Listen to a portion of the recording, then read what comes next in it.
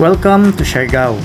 So from the port ng Siargao Island, marikila tayo ng motorcycle para makaikot tayo sa isla ng Siargao. Ito yung tinatawag na Cloud9 Boardwalk na matatagpuan sa General Luna ng Siargao.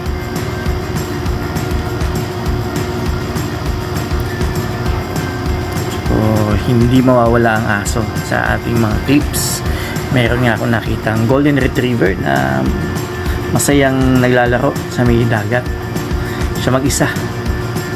Ayan yung Cloud9 Boardwalk sa gabi. At ito naman yung tinatawag na Sunset Bridge.